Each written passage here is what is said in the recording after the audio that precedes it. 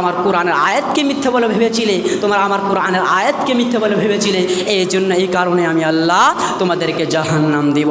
যারা কোরআন আল্লাহর কালামকে মিথ্যা বলে ভাববে তাদেরকে আমার আল্লাহ জাহান্নাম দিবে, বাঁচার উপায় রবে না। তাই আবু জাহেল উতবা সাইবরা তারা আল্লাহর কোরআনকে এবং কি বিশ্বনবীকে বলেছিলেন এটা আল্লাহর কোরআন নয়, এটা নবী মুহাম্মদ বাড়িতে বসে বসে বানিয়েছে, এটা আল্লাহর কালাম নয়, এটা নবী মুহাম্মদ বাড়িতে বসে বসে বানিয়েছে।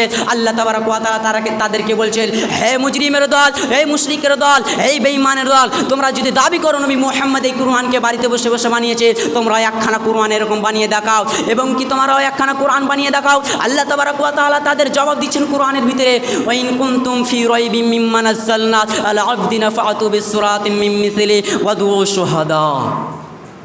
আল্লাহ তাবারক ওয়া তাআলা বলছেন তোমরা এরকম একখানা কোরআন বানিয়ে দেখাও কোনো রকম, এবং কি 30 পারা কোরআন বানাতে হবে না, 114টা এবং সূরা বানাতে হবে না, একটা আয়াত বানিয়ে দেখাও।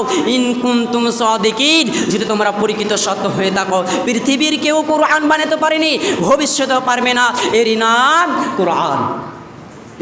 কোরআন।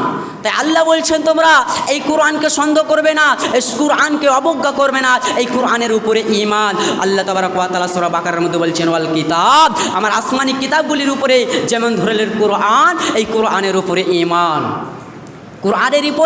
কোরআনের উপরে ঈমান আনতে হবে।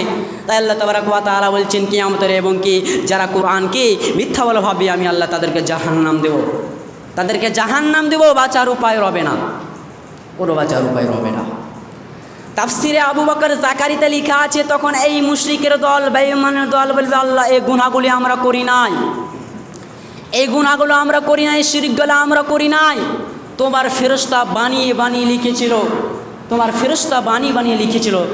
তখন আল্লাহ তাবারক ওয়া তাআলা সেই মুজরিমদেরকে বলবে, হে মুজরিমের দল, তখন আল্লাহ তাবারক ওয়া তাআলা বলবেন, হে গোলাম, তো আর মুখ দিয়ে কথা বলা যাবে না, মিথ্যা কথা বলা যাবে না। আল ইয়াউমা নাখতিমু আলা আফওয়াহিম, মুখ তুমি বন্ধ হয়ে যাও, মুখকে এবং কি মুখের দ্বারা আর কথা বলা যাবে না, মুখকে সিলাই মেরে দিবে, মোহর মেরে দিবে, তালা মেরে দিবে, মুখের দ্বারা কথা বলা যাবে না।